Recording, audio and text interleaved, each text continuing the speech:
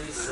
I'd like to welcome everyone to this first Friday seminar, this first public lecture in a series of lectures that we will have at the university here, organized by the Center for Islamic and Middle Eastern Studies, in cooperation with the new Middle East emerging political, ideological trends, NUMI projects, also at the University of Edinburgh.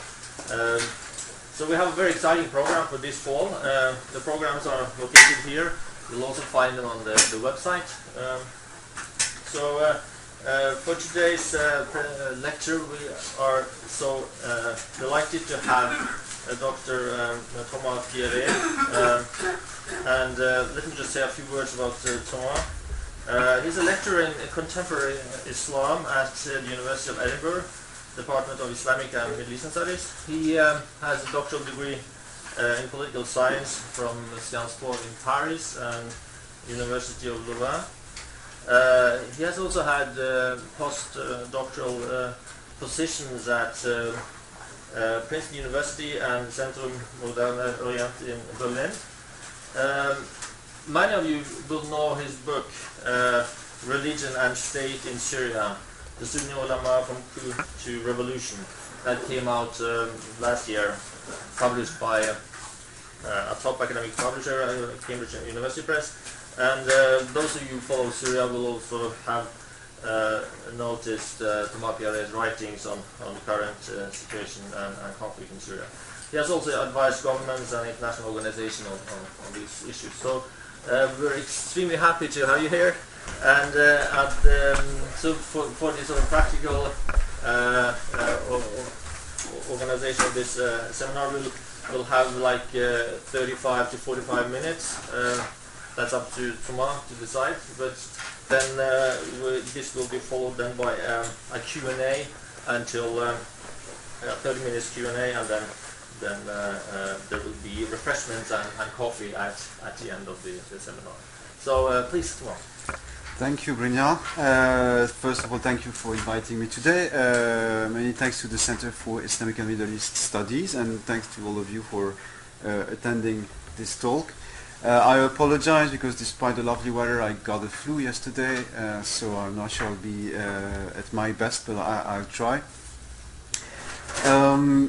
So what I will present today is the role of Salafis in the Syrian conflict, and the first thing I need to emphasize is that the current situation is a major shift by comparison with the situation that prevailed before the start of the uprising in 2011.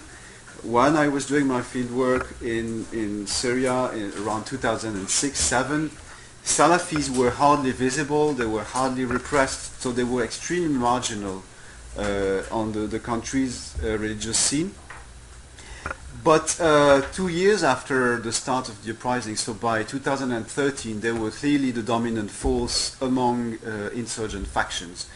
An American scholar, Joshua Landis, listed the biggest insurgent factions by, I think, October 2013, and 4 out of 5 were Salafi factions. What's also important to emphasize is that this very prominent militarized Salafism in Syria today is to a large extent an imported product, and it's an import because before 2011 Salafism was very weak in the country, which means that it's been, the transnational networks of support have been instrumental in, very, very important in fostering the rise of Salafi groups inside Syria. So transnational networks based in Iraq and Gulf monarchies. And the consequences of that is that since, the role of these transnational networks of support is that the Salafi scene inside Syria today reflects the fragmentation of the Salafi, I wouldn't call it movement, but let's say of Salafism in the region. Salafism in the region is not, as most of you probably know, is not at all a united ideological trend. It's very fragmented.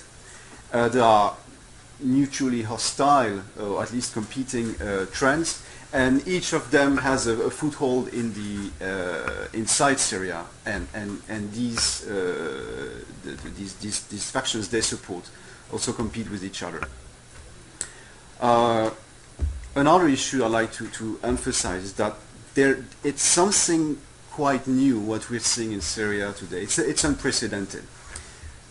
Well, not the fact that different, interpretations of Salafism are competing for each other, with each other in the land of jihad. We've seen that in Afghanistan in the 80s. So among foreign fighters, there were at least two different factions. So one that was close to the Muslim Brotherhood. I mean, it was rather Salafi, but close to the Muslim Brotherhood. It was slightly revolutionary. And another one which was very much aligned with the Saudi government and was just there to fight the Soviet, but not at all with some broader political projects in mind. But in Afghanistan, this was really a matter of concern for the small foreign fighter community. It didn't have an impact on Afghan factions, which were largely structured according to political, ethnic divides that sometimes pre-existed the war. What's unprecedented in Syria is that this competition between rival Salafi interpretations has been a major factor in shaping the insurgency as a whole. So if you look at the major some of the major military fronts among the Syrian insurgency, you would see that the jihadis have the Nusra Front and then the Islamic State. The activists, and it's a problematic term which I will explain in more details, have the Islamic Front. The more quietist, or at least Saudi-aligned, have the Front for Authenticity and Development. So you see that the whole insurgency is to a large extent is shaped by these external influences. Why do we have that situation that's unprecedented? Well, of course, one reason is that it's an Arab country. It's not Afghanistan, it's not Chechnya, it's not Bosnia. And it's also the context of the Arab Spring. And it's an entirely different context from the jihad in Afghanistan or Chechnya. At the time, it was just about liberating some Muslim territories from non-Muslim occupiers. Whereas what we've seen in Syria for 3 years is a revolutionary war. It's about changing the political system. And it's part, as you know, of something that started as a revolutionary wave across the region, which was a potential threat for all regimes in the region. And that means that the outcome of the war in Syria is tremendously important for all of these interpretations of Salafism, because the one that will come out on top in the Syrian conflict will have a major advantage region-wide. And just to finish my introduction, one important aspect I will try to emphasize in this talk is the adaptability and flexibility of these various networks, Salafi networks. Each of them was established within the Syrian insurgency with a specific agenda, either a jihadi one or a more reformist one or a more quietist one. But all of them had to really to bend their agenda in the face of changing circumstances, including those people who are not really supposed to be flexible. I mean, the jihadis, who tend to be the more uncompromising. But despite that, as I will show, some of them have made quite significant compromises. So I'll start with them. I'll start with the jihadis. How do I define them? Because of course it's a problem. You know, before 2011, I would say in the context of peace in a country like Syria, a Salafi you would call a jihadi someone who resorts to violence. But when in a civil war, everyone has a gun. It doesn't make. That's not a very useful definition. So the definition here is that jihadis are people who have a military agenda that extends beyond Syrian borders, and that also extend beyond the temporal limits of the Syrian uprising. These are people who were involved in military activities before 2011, and they don't necessarily intend to stop if Assad were to fall. I mean, it's a kind of ongoing jihad that's not bounded by the Syrian uprising. And that's the major difference with other insurgent groups, including other Salafi groups. Jihadi groups in Syria are, of course, the Nusra Front, the Islamic State, and smaller so-called Muhajirin battalions. So you have these independent battalions composed of foreigners who follow the same ideological line. And as I said, the idea of flexibility is not the one you would most commonly associate with these people. But I'll try to prove, to a certain extent, to prove that it's the case. And I will focus here on Jabhat al-Nusra, which is, from that perspective, the most interesting case. It's established in January 2012, initially as a franchise of the Islamic State in Iraq. Not officially, but it's a kind of open. It becomes an open secret quite rapidly. And at the beginning, they replicate the model of the Islamic State in Iraq. They're extremely uncompromising. It's a highly secretive organization with a large share of foreigners. Their operations are mostly suicide bombing in densely populated urban areas. They don't care about collateral damages. The discourse is super radical, sectarian, and what's distinctive is that it's also exclusive and divisive with regard to other rebels. I mean, they're not only attacking the regime or the Alawites, but also other rebels. And especially those who ally with regional states. And you'll understand whom they are targeting. I mean, because that includes Salafis too. So they attack those rebels who want to ally with the West, with Gulf monarchies, with Turkey, against the Assad regime. But this very hardline stance will change somewhat by mid-2012. And then it's a major transformation of Jabhat al-Nusra. Okay, I'm not at all saying it's turning into a moderate organization, but let's say that there is a pragmatic turn that's clearly visible. The way they operate becomes more conventional, so one sees them increasingly fighting side by side with other rebels in like regular military operations.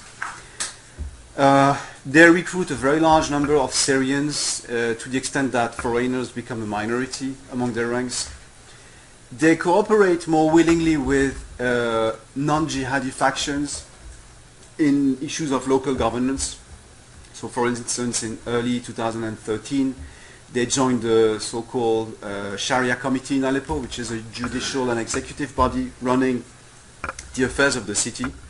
So, but they join it on the same level as other insurgent factions.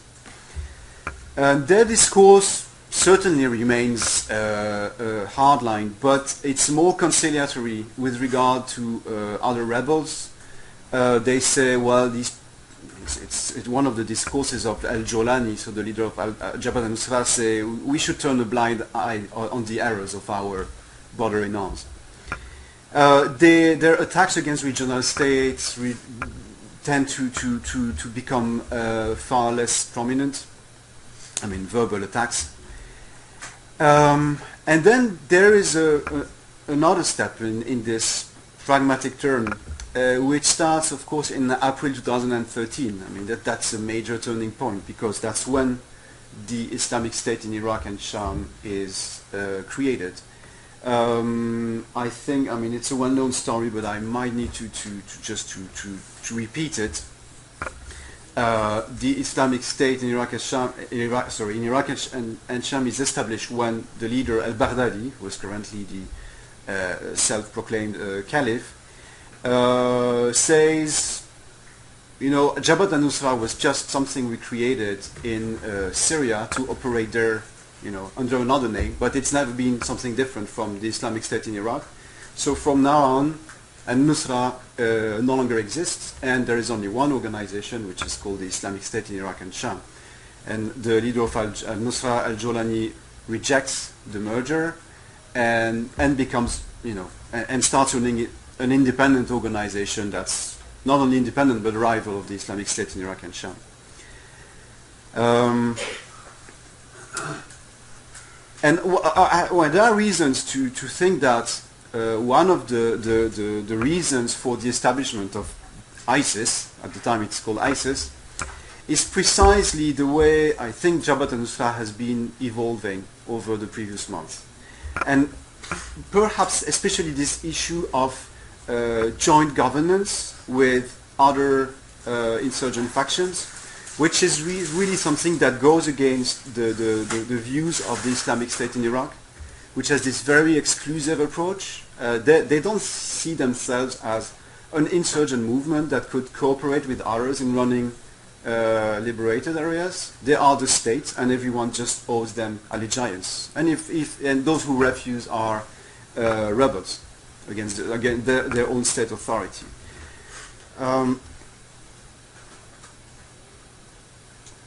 Okay, so from that moment on, Jabhat al-Nusra, well, if I say they will behave even more pragmatically, this might be challenged on the basis, for instance, that it's at that moment that they pledge formal allegiance to Al-Qaeda. But I think it's really part of a contest of legitimacy with the Islamic State. It's much more than a reflection than an ideological issue. It's really about, because we have this direct allegiance to Al-Qaeda, and Al-Qaeda Central, so Al-Zawahiri, who recognizes Jabhat al-Nusra as the Syrian branch of Al-Qaeda and supports al-Nusra in its rejection of the merger with the Islamic State in Iraq. So it's really an issue about legitimacy. But if you look at the behavior of al-Nusra, one sees that they continue to change. A major change is that they start absorbing whole battalions, whole pre-existing rebel battalions, including people who are very superficially Islamist. For instance, former brigades of the Free Syrian Army. So people who were formerly, claiming they were part of the Free Syrian Army with the Syrian national flag and no Islamist discourse, who start joining al-Nusra, often for very pragmatic reasons themselves. It's often because they're afraid of the Islamic State. They know that the Islamic State will go after them, and they seek protection from al-Nusra by joining the organization. And this is an important change, because if you look at the structure of these organizations, al-Nusra, when it starts, it's really a few hundred people. And it's typically what an American scholar called Paul Staniland calls, it's a vanguardist organization. So it's highly centralized, it's deeply ideological, and people join such an organization as individuals. So they join pre-existing structures. Whereas when you start absorbing pre-existing battalions, your structure, the nature of the organizations changes. It becomes, and I'm still using the terms used by Staniland, it becomes more parochial or more fragmented.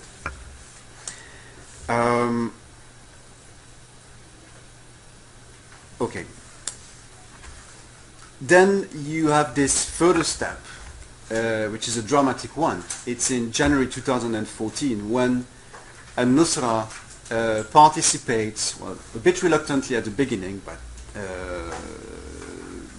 they participate in that war against ISIS, with other rebels, trying to expel the Islamic State from, wherever it's located in northern and eastern Syria, with some success at the beginning, but then, as you know, the Islamic State will come back from the east.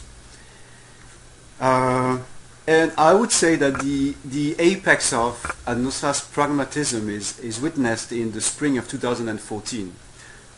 And the reason is quite simple, is that they're in a dire situation. So initially, I think it was in February, al-Nusra and the other rebel factions had managed to completely expel ISIS from the province of Deir ez-Zor, which is so the eastern part of Syria on the Iraqi border.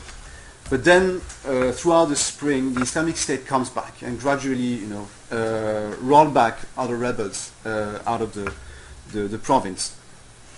And at some point, the rebels are kind of squeezed inside the city of Deir ez-Zor between the regime, which is still controlling certain neighborhoods, and the Islamic State, which is approaching from the countryside.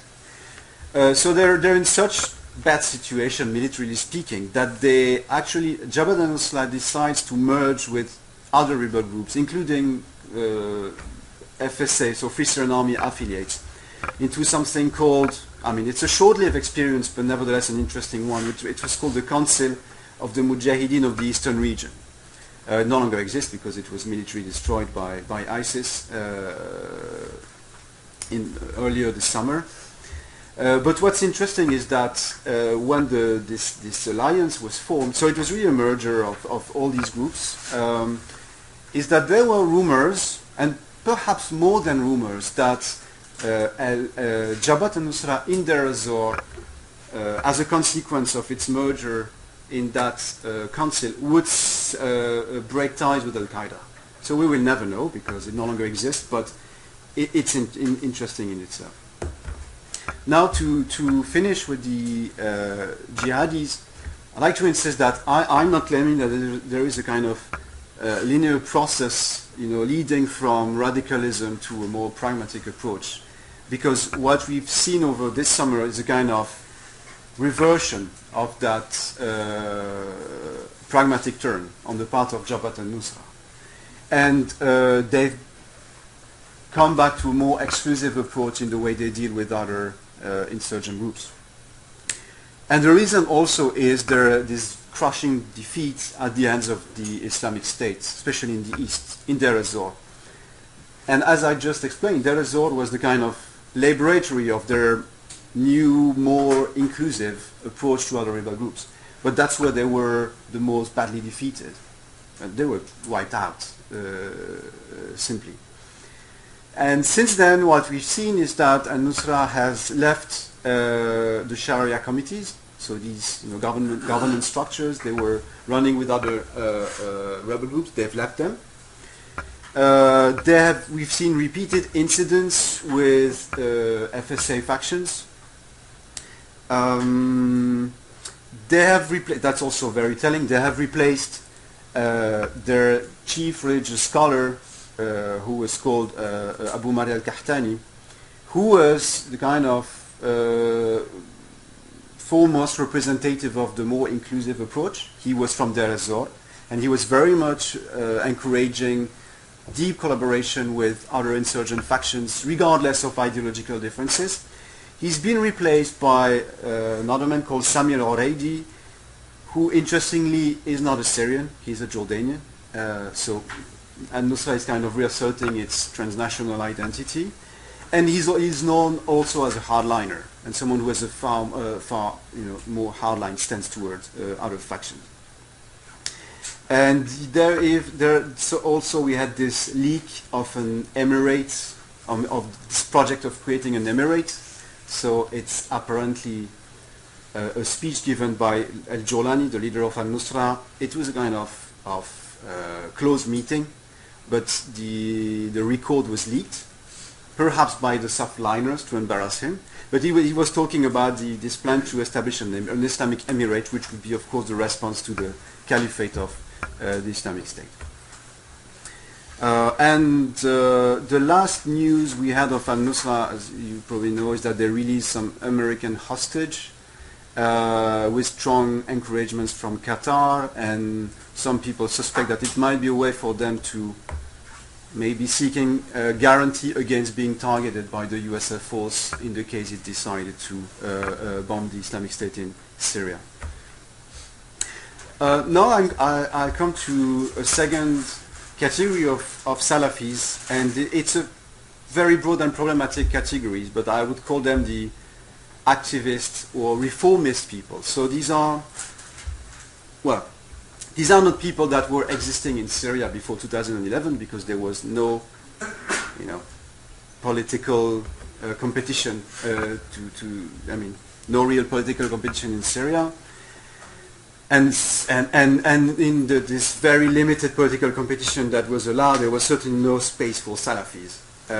But in other parts of the region, as you know, there are Salafis who've been participating in the political game, I mean, in a legal way, I mean, or at least encouraging such participation. And here I'm referring in particular to the people who do so with a kind of an anti-establishment approach. And in the Gulf, when you speak of anti-establishment, it's often anti-Saudi. It's, for instance, in Kuwait, these people who used to be affiliated with something called the Salafi movement, I mean that's an official name, or an offshoot of it is the Ummah party of Hakim al-Mutairi. So Salafi in favor of participating in elections and with a strongly I would say anti-Kuwaiti establishment and anti-Saudi discourse. There is also a similar trend called the Sururiya, which is named after the name of after a Syrian ideologue called Muhammad Surur Zain al-Abidin, who promotes the same kind of ideas. It's a kind of mixture of Muslim Brotherhood activism and Salafi doctrines, and also with fairly critical towards Saudi Arabia. And of course, in the current regional environment, when you're critical of Saudi Arabia, it's very easy to have good relations with other people like Qatar and Turkey in particular. So all of these people have some kind of good relationship with Qatar, Turkey, and the Muslim Brotherhood, despite the difference between Salafis and Muslim Brotherhood. But they would be supportive of, they were absolutely upset about what happened to Morsi in Egypt, for instance. They're very supportive of Hamas. And these people, and I'm still really struggling to find a proper adjective to call, to call them. They have been funding two major rebel coalitions.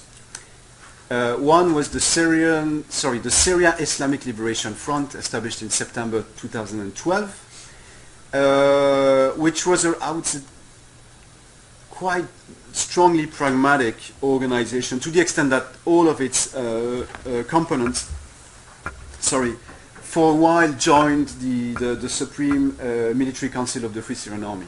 So they were really, ready to work with that framework and to work with neighboring states, including the West, because the West was, the US and France were very supportive of that Supreme Military Council at the onset. And this Syria Islamic Liberation Front has Salafi factions, but also Islamist but non-Salafi factions. And the other Salafi alliance supported by these activist or politicized Salafis was called the Syrian Islamic Front. So I know the difference between the Syria Islamic Liberation Front and the Syrian Islamic Front might not be obvious. It was established in December 2012, and it's quite different, because if you look at the leadership of that front, it's mostly former jihadis, so people with a real background in jihadi activism. And I will explain why I say former. I think they've clearly changed in that respect. Well, these two coalitions in November 2013 merged into the Islamic Front, to make things a bit simpler. I will certainly not detail all the factions that compose these fronts. I would spend 2 hours doing that. But I will just focus on probably the most powerful one, called Ahrar al-Sham, which I think is very interesting, because it's really a good illustration of that shift in the mindset of certain Salafi militants in the region. So, as I said, if you look at the background of the leaders of that group, it's very clearly jihadi. These are people, some of them who've been in military activism for 30 years. Some have personal links with Al-Qaeda Central. But I think that when the war in Syria begins, they really make a major shift. They shift away from groups like Jabhat al-Nusra in several respects. First, they emphasize their independence from any foreign organization, which means Al-Qaeda.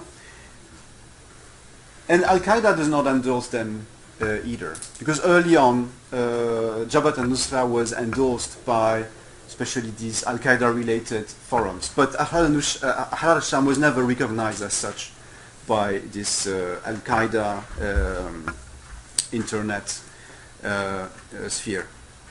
Ahrar al-Sham also immediately starts with very standard guerrilla operations, so no spectacular bombing, killing more civilians than regime people. And the structure also is very different from that of Al-Nusra. You remember I said that Al-Nusra was a vanguard organization, very secretive, very centralized, whereas Ahrar al-Sham has this, the leadership is, you could call it a vanguard, it's fairly institutionalized, but immediately they start recruiting local battalions, village people who've set up their own battalion in the village, and these are people who may be very superficially Islamists, or sometimes not at all at the beginning. So it's a much more pragmatic approach to recruitment. They also, and that's also a major difference with Jabhat al-Nusra, they establish formal ties with the mainstream opposition. So members of the Muslim Brotherhood, for instance, and with foreign states, especially with Qatar and Turkey. Ahrar al-Sham was reportedly established in a meeting in Istanbul. And then if you read their political platform, it's, I would say they don't do any genuine ideological compromise, but it's deliberately vague, so that it opens the way to possible, that's what, hardline jihadi detractors said, well, you don't compromise on anything, but it's so vague that actually it might be interpreted in a way which leads you to do some compromise, like the Muslim Brotherhood does, for instance. They speak of things like gradualism, which is not exactly a jihadi concept. And my view on this is that this change in approach, so this move away from the jihadi approach, is really a product of that particular historical context of the Arab Spring, where jihadis discover something they had never seen, which is basically people's power. And it's really in contradiction with their worldview. The jihadis had always been from the beginning, from the late 70s, it was a very elitist, vanguardist vision of politics. Because in the typical authoritarian Arab states, under Gaddafi or Mubarak, the masses have no political agency. So either they're completely passive or they're complicit of the regime. That's how the jihadis were seeing, or radical Islamists were seeing them. And that's why they had this idea that only a vanguard of committed Muslims could change the situation through military action. And this shift away from an elitist approach is something that was recently made explicit by the leader of Ahrar al-Sham in a Twitter exchange with Al-Uraidi, so who is this member of Jabhat al-Nusra, who is supposed to represent the hardline. It was following Ahrar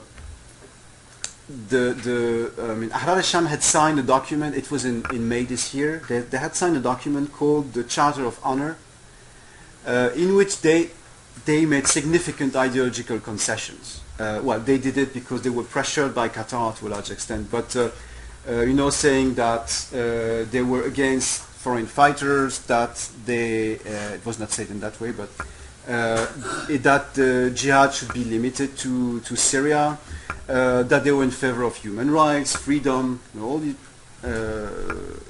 concepts which Salafis don't usually use. And so already the member of Jabhat al-Nusra criticized this, and you're really doing too much compromise, people. And the leader of Ahrar al-Sham replied, you want us to conduct the jihad of the elites. So, so the idea here is that if you want to, be part of a broad popular movement, then you have to make compromises. You cannot impose the very uncompromising agenda of an elite upon the masses.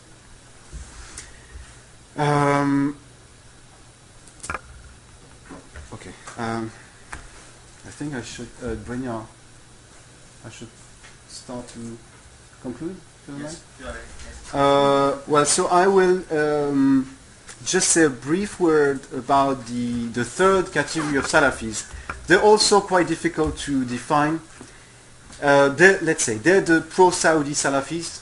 So they are people who don't like revolution, mass mobilization. Initially, they were against the Arab Spring. I mean, they were against the Arab revolutions. And they changed their mind on Syria gradually because Saudi Arabia was supporting the opposition.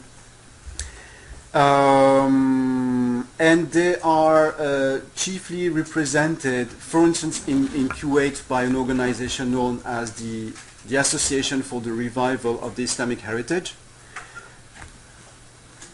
which is, I mean, it's activist in the sense that it participates in elections in Kuwait, which has this fairly open parliamentary system, but they constantly adopt very pro-regime positions. I mean, pro-Kuwaiti regime and pro-Saudi.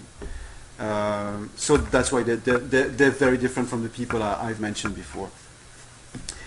And they were, I mean, what they've been doing was very interesting because they were constrained by the Saudi agenda in Syria. And the Saudi agenda in Syria is basically contrary to what we often hear in the media. It's not so much supporting Salafis. I mean, the main partners of Saudi Arabia among the Syrian insurgency have been the more nationalist, Free Syrian, I mean, core Free Syrian Army factions, defector officers or figures who are not, I mean, clearly not Islamist. And so these pro-Saudi Salafis had to fund people who, in certain cases happen to be fairly secular people. And the coalition they helped establishing, which is called the Front for Authenticity and Development, was a very heterogeneous coalition in which you find some proper quietist pro-Saudi Salafis, but also some tribesmen with no clear ideological affiliation, and defector officers too. So it's a very undefined organization in ideological terms. And it's interesting that when you read also their platform or their rhetoric, I mean, the leader of that front is a Salafi cleric, a Syrian based in Kuwait. But well, first the name itself, Front for Authenticity and Development, it really sounds like the party that leads the government in Morocco or in Turkey. It sounds like Muslim Democrat denomination. And the platform is strikingly non-Islamist. There is barely any reference to Islam, and there is actually almost no reference to any kind of proper political ambition. They say we want to topple the Assad regime, and then afterwards we will turn into some charitable foundation. But they don't. And I think this is really a reflection of Saudi Arabia's view of the future. This is my real conclusion now.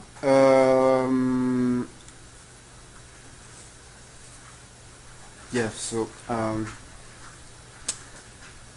So this is a very short conclusion, and of course we'll have time for Q&A.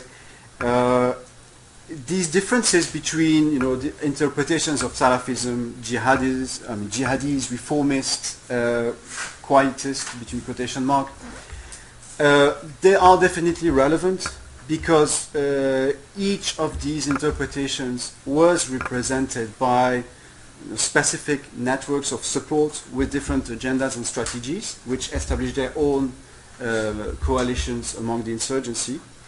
But what we knew of the ideology of these networks before 2011 actually tells us very little about what they've actually been doing in Syria afterwards. And what we've seen and what I've tried to show is that the strategies have been profoundly redefined in the light of constantly changing circumstances. Thank you very much.